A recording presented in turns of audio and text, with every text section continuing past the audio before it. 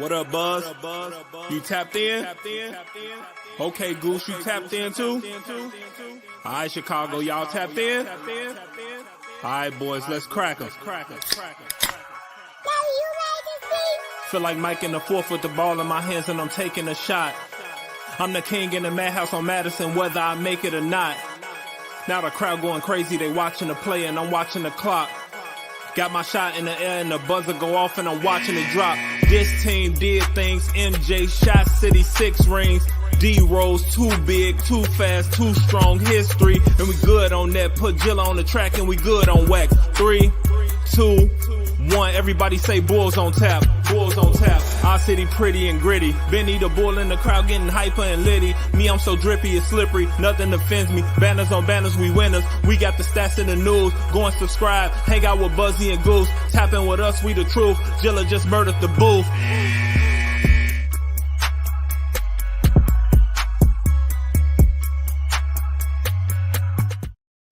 Ladies and gentlemen, welcome to Bulls on Tap. I'm your boy Buzz. I'm joined by my dude Goose, aka Bull Scripted. And we're here to recap the Chicago Bulls' first preseason game. I titled it Preseason Scaries, Goose, because the first half was very scary. But before we get into the scariness of it all, please be sure you're going to ontapsportsnet.com for all your Chicago sports literature and podcasting needs. Following us on Twitter at Bulls on Tap, at OnTapSportsNet. Following Goose at Bull Scripted, me at Buzz on Tap. Anywhere you can listen to a podcast, you can listen to us, 5-star rating and review, because that's cool and tough. If you're watching on Twitter, go over to the YouTube, subscribe to the YouTube channel, hop in the comment section. It is pretty late because the NBA is a bunch of jerks and scheduled us at 8:30 on a weekday. Goose, that's the first thing I'm going to bitch about tonight. That is the first thing I'm going to bitch about. Yeah, I mean, especially for a home game, that's rough. If you're joining us right now live, you can see that both of us look like we've been beat with a couple pillows. Dude, it's fucking terrible right now. It's definitely bedtime, but we said we were going to do it. So here we are, Bulls' first preseason game. First half was definitely torturous to go with the spooky fall vibes that we're fallen into here at this point of the year. But on a bright note, we do have some Dalen Terry praise to throw around exuberantly because he brought the goods. He showed a little bit of everything and made this game worth watching in the second half. Oh, absolutely. I mean, that was like when you text me, you're like, no, this is a bad one. It's just preseason because we know we have to get back to the regular grind coming up here soon. But no, Dalen Terry, he gave me energy, man. I know we're not going to be going really in order. I'm sure we'll be touching on the first half here shortly. But Dalen Terry, and I gotta throw some shout out to Malcolm Hill there too in that fourth quarter. That was fun. You know, I mean, that was kind of the fun part of the game because the real part kind of sucked, you know, when we had our guys come out there and start the game off. But no, Dalen Terry showed some cool stuff tonight. Stacy and Adam, of course, you know, head over heels for him already, you know, when they were talking to AK about him, about how great of a pick that was and all this. I mean, hey, first impression is very good. He did a lot of good things, did a lot of things well, not just one particular thing, which was really cool. And I loved the intensity after the dunk. I'm not going to lie to you, dude. I got a little bit of Joakim Noah vibes when he went like this and screamed. You know, I was like, okay, cool. Hey, no, I mean, this team's going to need versatility and energy after what we saw in the first half. Somebody who's just going to go after it and bring life to the team on both ends of the floor is something that's clearly going to be needed because our other two offseason additions in Dragic and Drummond did not look good at all. Goran looked like he was beat with more than a couple pillows over in Euroball because he did not play well at all.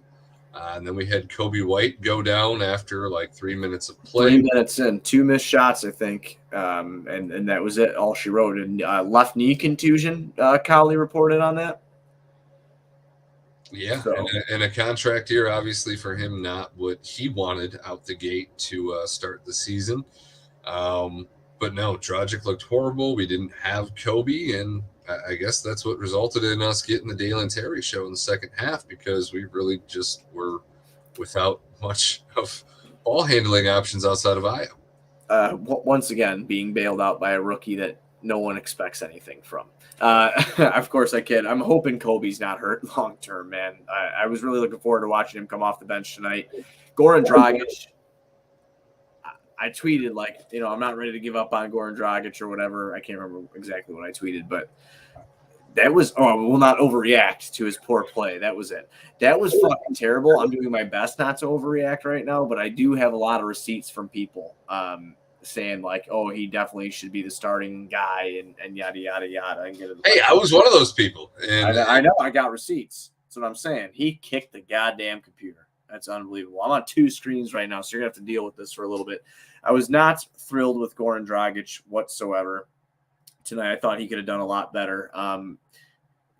It's surprising from somebody who was playing in Eurobasket and getting all that work in and being kind of fresh. The fact that he was so bad. He was careless with the ball. He had 3 turnovers.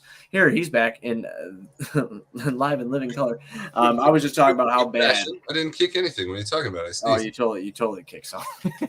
But I was just talking about how I was surprised that Goran Dragic is, looked so rusty after being so active. Coming in. I know it's a different style of ball, but I mean, it's still basketball at the end of the day. He looked very rusty, did not look good whatsoever. Andre Drummond looked like shit too. So, pretty much everybody outside of Vooch really, and DeMar was just able to take 12 free throws and do his thing and score 21 points when the offense went stagnant, which was early and often. Which I have to say is pretty impressive for not playing most of the second half at all to finish the game with 21 points, as poor as they played. Not seeing Zach at all in the second half is a little bit of a concern. I think that's just poor play. Coming off of surgery, doesn't need to play, not worth it, not worth risking it. A little bit of it all. Okay. Max just signed a max contract, coming off a knee injury. It's preseason. Whatever.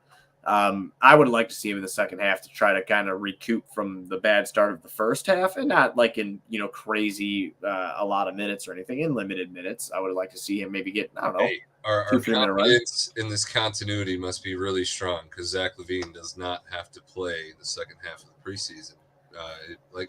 Regardless of how bad you're playing, you need to come out in that second half and make a statement that no, that's not how this season's going to go.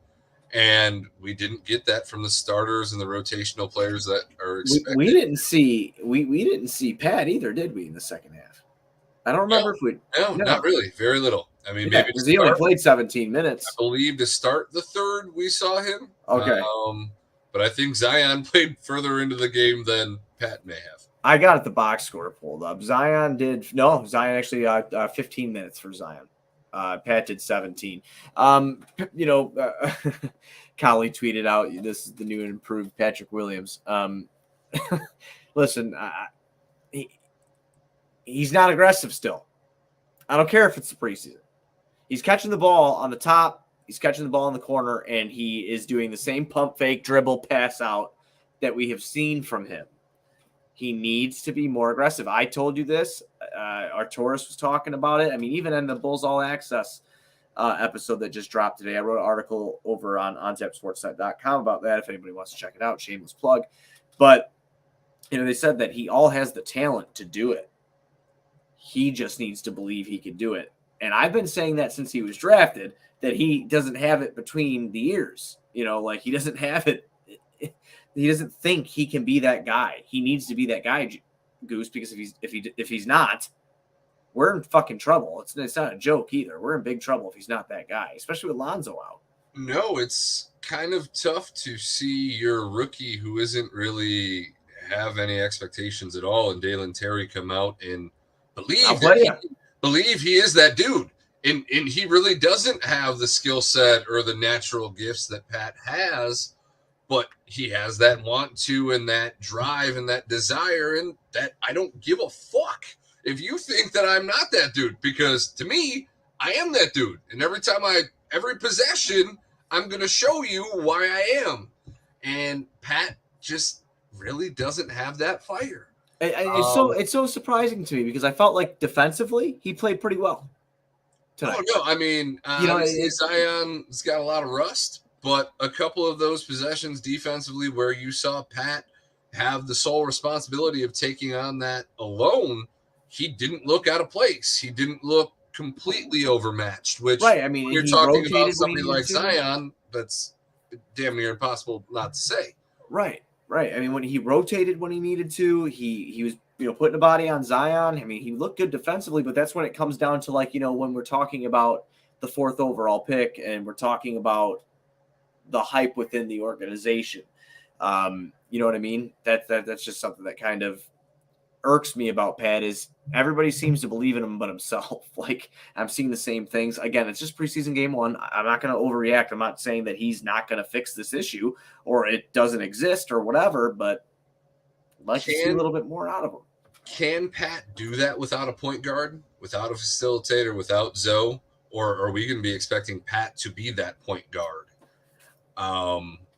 See, that's a fun question. So I feel like Io did an all right job initiating the offense, and I really did feel like the Bulls were making it a point today, when they at least started the game, to swing the ball around, to get some cuts going. A lot of misdirect between Vooch and Zach, if you noticed in the first. Pat had his opportunities to get buckets. It's just, or at least get more shot attempts than he had. I know he had 7 in 17 minutes, but I mean, realistically, if we're looking at this and you're trying to assert yourself and be more aggressive, we could have got maybe 13, 12 out of him. And unfortunately for the Bulls, a couple of times he pulled up, it resulted in a turnover. He had 2 turnovers himself, or we got into a rushed play and someone else turned the ball over. 26 total team turnovers for the Bulls tonight. It's just terrible. How many assists? Assists, they had 27, so they plus 1. Plus 1. Okay. Plus 1. Not good at all. Right. I mean, shooting-wise, 33% off of 27 attempted three-pointers tonight. Again, that's another thing that I'm not trying to bitch too much at Pat. And Billy ran some weird lineups out there with not enough shooting in it. Not that this team has a ton of shooting, but I thought that they were kind of odd. But 9 for 27 for 33%. They shot 37 threes over there. They only shot 29%. And the Bulls shot 48% on the night. New Orleans 49.5%. Well, and to that point, with our lack of shooting, if Kobe genuinely does have serious injury, oh, bro, that's a big fucking deal. That's a big deal. I know how harsh the fan base has been on Kobe and how much he's been thrown into trade proposals. Well, it's more so the potential of what it could be. But without him and without Lonzo, you really only have Zach, who's a 40% three-point capable shooter on this team. Yep. That's it. I know. I know. There's not enough shooting. I mean, you look at it up and down, we could. Oh, wait, Dragic's supposed to be a great shooter. Oh, yeah, he looked fucking phenomenal today, didn't he? God, man, he looked the Dragon. That was fucking bad. That was bad. I was surprised actually how bad he was. Like I said earlier, I was less surprised by Drummond because at least that he's like an ex-All-Star that's just very lost and confused in his role in the NBA at this point. Like, I love his attitude though. If you watch the All Access thing, I mean, the All Access thing was great. Yeah, the front office definitely dropped down that continuity skit to everybody before dropping them on video because everybody was in tune with that. Yeah. Championship teams are together multiple years. All the teams that are contenders have been together multiple years. I really believe continuity wins championships. Like, I'm sorry, that script was perfect. I was feeling pretty hyped and pretty good. Oh, I still do. I know that looked bad. I'm just sorry. All access isn't going to change the reality of our situation. I know. I still feel good. I still feel like we can do some good things. It's going to be exciting. We're not going to be talking about. We're not going to be complete dog shit. I did see a couple Tankathon references. Oh, I saw preseason quarter 1 already, yeah. But I don't think we'll be talking that. But at the same time, to have your first preseason game against the Pelicans without Ingram. And see a team that's younger than you outside of CJ McCollum really kind of put it together and also have like a higher ceiling down the road. It's kind of scary. Your best players tonight were Vooch and DeMar. One's on an expiring contract. The other one's 33 years old. You're forgetting the other one. Terry creep in there in the second half. But in terms of your top rotational players, only the two guys on the back end of their contract or the prime of their career really showed anything tonight, which is a little alarming. One more guy showed something to me, and that was Javonte. He was everywhere. The Javonte Green Power Hour right here. You know all about it. He looked really good, and just in his, but they were hustle points. They were just the typical Javonte Green hustle points. But I did feel like he was very confident when he took those threes.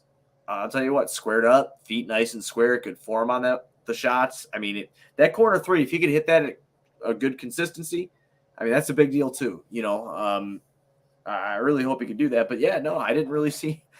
I don't want to think about them having a better situation than we do, because that will fucking bum me out. Because they probably do.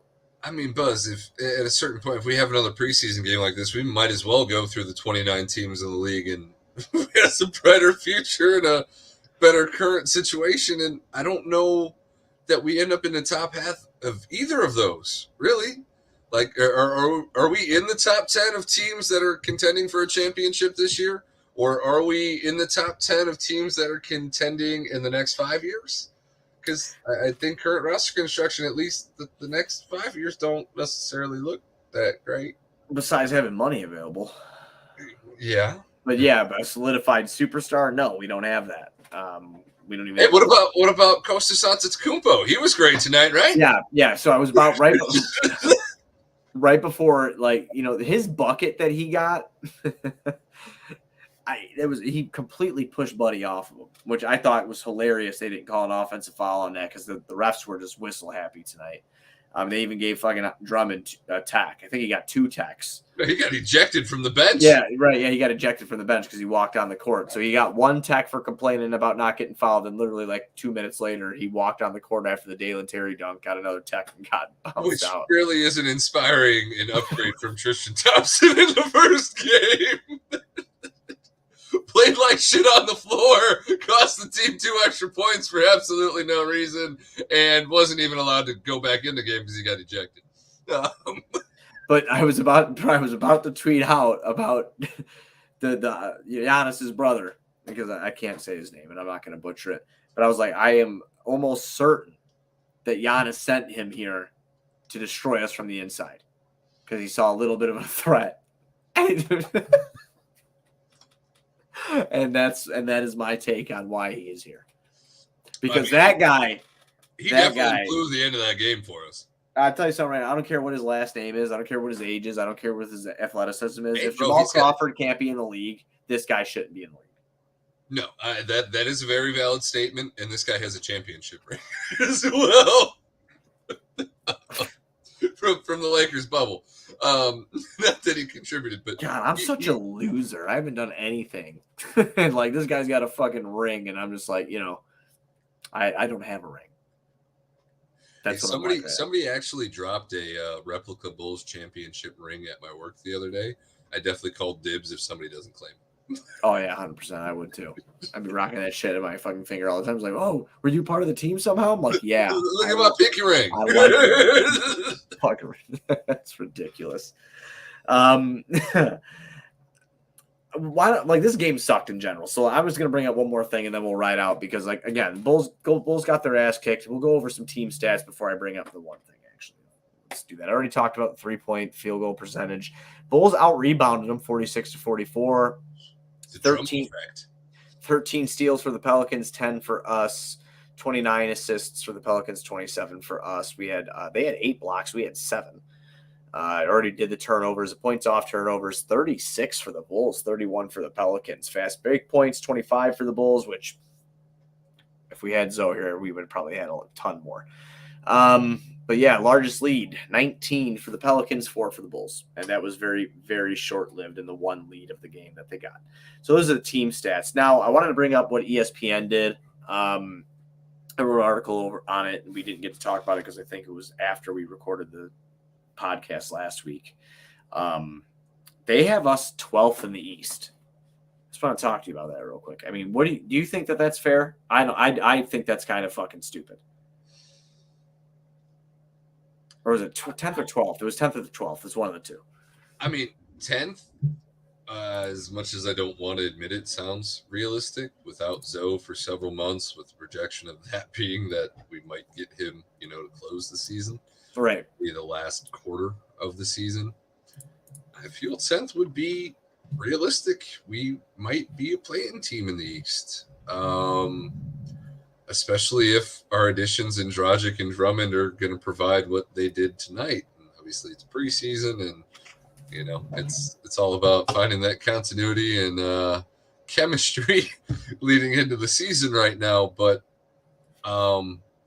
without the change, before tonight, I was feeling pretty confident with Dragic being added to this roster in terms of being able to kind of fill that gap that Lonzo was going to leave wide open there. Going into the season, being prepared to fill that void is where you were kind of just left with your pants down last year. And I don't really have that confidence after tonight, though. I guess in a way, Dalen Terry did provide – he did some cool stuff, man. The kind of game that you expect from Zoe.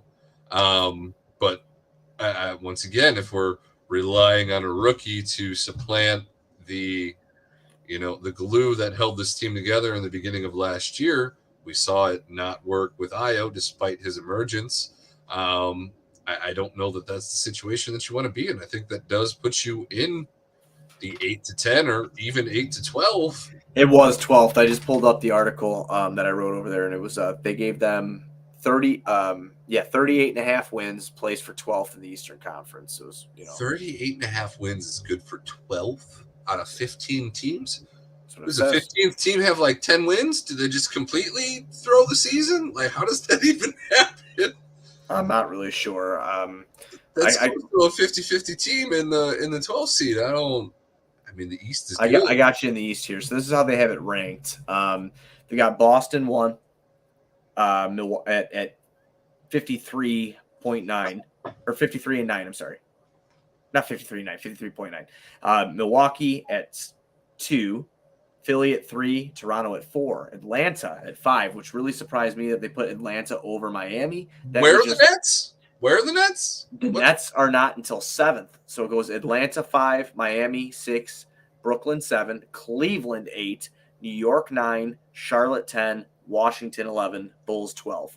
They have the Pacers at 38, the Magic at 30.6, and the Detroit Pistons at 25. Oh, so the only teams that were supposed to be better than are the teams that are stacked for the future in the next 5 years. Yeah, really, it is. Well, besides the Pacers, I guess. So it's the Pacers, Orlando, and Detroit. That's I can't agree with 12. I think the Hawks being 5th is asinine. I think we're better than the fucking Knicks. I'm sorry. Well, no, what did the Knicks do? They added Jalen Brunson, and they brought Hartenstein in, and they retained the rest of their team. So, continuity. I guess continuity plus Brunson and Hartenstein must be better than continuity plus Dragic and Drummond, which I guess is a statement in a vacuum that I don't disagree with, because it provides more ceiling and improvement. You're expecting Drummond and Dragic to be who they were and who they used to be, and you're expecting Brunson and Hartenstein to provide new life. And I don't know. The Hawks being 5 blows me away more than anything else. It's wild because it's by these Raptor projection things. You know what I'm talking about? It's a stat-based win projection. So that's how they. This isn't just somebody sitting down and this is just strictly numbers based. So this is basketball math saying that the Hawks are going to be fantastic. Yeah. Washington's going to be better than us. Kyle Kuzma and Bradley Beal are going to be better than Zach LaVine and DeMar DeRozan. That's what they're saying. I just sent you the link to that article from ESPN. Yeah, no, so 12th, no. 10th, I unfortunately would have to say. Well, that's playing. 10th's playing. 10th is playing. So, if there's a shot, their goal, according to AK, who said it in the third quarter, is to what? Is to get to the playoffs, and that's not just it. They want to win a playoff series. He's really trying to mature this team along and set realistic expectations, which is something that I really do appreciate about AK. But I with the numbers model that I just provided, that doesn't look likely to happen. I gotta ask you, what is AK's number model though? Because if the goal this season is just to win a playoff series, your third best player is a free agent then. Are you re-signing Vooch? Are we just going all in on the old guys? Like, I don't think that's the case at all. I think that what AK is trying to do, and this is just a personal opinion, is I think that he is going to make a call as the to the Suns for DeAndre Ayton. Hey, I saw that there was interest. I don't know about that report, if there's any truth to it about the Suns having interest in Vucevic because Ayton wants out, but I don't know if there's any truth to that. After the contract situation, what they got going on with their owner, Jay Crowder wants out of there. There's something toxic going on in Phoenix. Right, absolutely. So I don't know what'll happen over there, but I wonder if AK blows it up at midseason because he does have Vucevic on an expiring contract. Like if he's balling out and being absolutely amazing, we'd be stupid not to if we didn't think that we could win. I mean, that's just honest to God. That's just down, I mean, this is a business at the end of the day. I hate that you'd have to tear somebody out, especially because Vooch just bought the house here or whatever. But you got to do what you got to do. Last thing I'm worried about is somebody who makes $20 million a year having to sell their $4 million house. Well, right. Like, oh no, I'm with you there. So sorry. It's just it's just a weird spot like where they're at right now and going into the future too. But I mean, they needed to really capitalize off the season and entering the season injured with Zoe and whatever's going on with Kobe, which I'm sure we'll find out. It doesn't provide a level baseline because this isn't the team that you essentially put together. Sometimes I think that AK has a 10-year plan, to, hey, I'm going to make a big splash and show these future people that I'm not afraid to do that. Hey, I'm going to sign this guy to a max contract because he did play good. He was the best player on this team for a long time. Man. I'm going to show people that we're willing to do that. With the whole DeMar thing, I will go and pay. Get the Garpax promise? Does he get 2 decades to do this thing, or what's? Yeah, right. I don't know. Like I said, it's a fucking preseason game. Like we can get really deep into it. I think that the Bulls are still at least a top 7 team.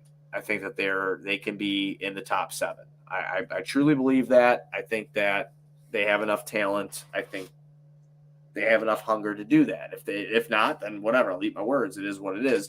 Because even if you're 7, you're what? You're a playing team. Yeah. So I do not think going into this season that they will be in the top 6. That's just me personally. Whatever happens, kind of happens with it. Yeah, no. I think we're going to be rocking number 7 again. That seems like a fair expectation. Not the 7th pick in the lottery, but the 7th slot in the East. Unfortunately, I have to say that's probably our baseline. That's a realistic expectation. Yeah, and again, it's not just because of the play tonight. It's like you look at the roster and you get to see these guys out on the court together. And without Zoe, it does run a little bit differently. But we have to get over that. We have to talk about what we're seeing in front of us right now. I still see a team where you have Pat, who's not sure to take the shot. Io, when he was trusted, what was that, in the third quarter with that weird lineup or the second quarter with that weird lineup? He had all the young guys with him. No, he was running with Terry a little bit. He was taking the shots. Extremely confident. Yeah, he was extremely confident. So, I mean, I really like seeing that. I like that he hit that corner 3 tonight. I mean, just beautiful stroke on that. He improved on that jump shot from the corner, at least form-wise. There are players here that can do cool things to keep us up there, not towards the bottom of it, but right on the threshold. But as we go into the season, you look at how some players complement each other and some of these weird lineups that even Billy threw out there tonight where there's not enough shooting. And that's going to happen from jump, especially without a 42% three-point shooter in Zoe. It's going to happen from Jump Street because you don't know if you can trust Io to shoot the volume of shots. Zoe was doing it, 7.2 three-point attempts per game for Lonzo and shooting 42%. Okay, you don't know if Pat had a higher volume of these shots, which you want him to take. I mean, let's be honest here. If he is going to be a future star, you want him to take those, but you don't know what you're going to get. And then you have DeMar, who shot 35% last year, best three-point percentage of his career last year. And then you have Vooch coming off 31%, who's a career 35, 36% shooter. Like you said earlier in this podcast, you have Zach. And this NBA is about the long ball. It's about a three-point shot. And there's no Matt Thomas to save you. Motherfucker. So we're gonna this is season 4 of this show. Is how I label it when I'm putting it out. And we said at the end of season 3 we would not mention him. We've done like 4 episodes in season 4, like an off-season check-in after we signed Drummond and Dragic and shit like that, summer league shit. And we've mentioned him every time. Hey, Denzel Valentine is available. I might give him a call. Oh, did you see LiAngelo Ball? No. In Did Charlotte? he go off? No, he fucking airballed like 2 threes. Okay. Right. So I was just kind of like, wow, he would have been better than Matt Thomas. Because at least he took the 3 and didn't try to fucking dribble and like do a. At least he didn't dribble Hezzy into a mid-range jumper. I'm just so glad I don't have to see that. I was tired of that shit. But but on a real note, if we signed LiAngelo, how much quicker would Lonzo be back? I like at least positive 2 months. If we sign LiAngelo, I hope it's just to give Lonzo his knee. And, we'll pay him for his services. Thank you. Here's a couple million. Thank you for giving your brother your knee. Because you don't look good. You don't look good out there with NBA players. Yeah, I'll eat a little crow on that. I thought he'd be all right. He looked like shit in that preseason. I mean, he looked bad. He looked Carleek Jones lost. Oh, God. You know what I mean? Like, he looked Carleek Jones lost out there. How is Jones going to be our two-way player over, like, Malcolm Hill? He fucking shouldn't be if that's the case. I'll tell you that right now. Yeah, no, I don't know. He captained Summer League. He had a couple good games in Summer League. I remember because I wrote about it and I talked about it on the pod. He had a couple good games in Summer League. Out there tonight, I'm like, Jesus, I don't know if it's butterflies. I don't know what it is, but I can't handle it anymore. No, it's trying too hard. Yeah, you're trying too hard. It's Antonio Blakeney syndrome without that scoring gene.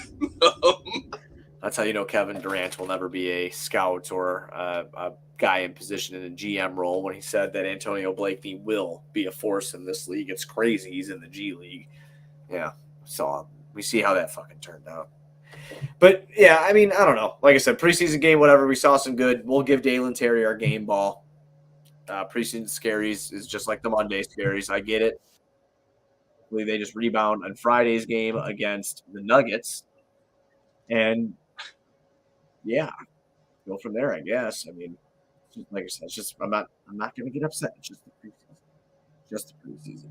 So does Dalen get minutes in the first half of the Denver game? He absolutely fucking should. He actually should get some run at point, especially if Kobe's out. Hey, listen, a pest on defense, a guy who could pass the rock a little bit, jump shot, it's not there. No, there's nobody that's going to replace Lonzo, but if there's somebody that has the skill set in each category to help, it's Terry. You make that the competition, him and Io. See what no, they're not going to do that, obviously. But, you look at it, I don't know what the best thing to do is, but, I mean, through game 1 of the point guard battle, Io Dosunmu is starting immediately, and I don't need to see another fucking minute after that first game. Seriously, I don't need to see another minute to let me know that Io gives us the best chance to start to win. Yeah, no, unless Dragic comes out of a slumber, which, like you said, he played all offseason, so it can't. I thought he'd be warmed up, dude. I thought he'd be going. Just well-oiled machine, I mean, he was doing all really good over there in Eurobasket. I mean, his numbers aren't bad at all. And again, it's a new team. It's preseason. He's probably maybe a little tired. He's older. There's no continuity yet. God. I am gonna get a shot glass and my favorite whiskey every time the Bulls play, and every time I hear continuity, I'm taking a shot. You're not going to make it to the show. I almost didn't tonight, dude. I drank 3 of these orange juices. That's no free ads, sorry. But they're orange juices. Gave me my vitamin C to keep me up with some sugar. Why are you laughing like that? Are you drinking a Monster? No, it's also no free advertised gin and grapefruit juice. Oh, there you go. Good for you. Good for you. Well, it's about midnight. We both have to work tomorrow, so that's what we're going to do. We will be back probably on Friday after the Bulls play the Nuggets. Do you have anything else before we get out of here? No, let's keep this Scary Terry movement alive. Let's get him some more minutes and build on the one positive that we had tonight, because there really wasn't much else to write home about. Yeah, I agree with that. Everybody be sure you're going on tapsportsnet.com for all your Chicago sports literature and podcasting needs. Please go to the YouTube, subscribe to our YouTube channel, hop into the comment section. We'll be back Friday after the Bulls play the Nuggets in preseason game 2. Let's go.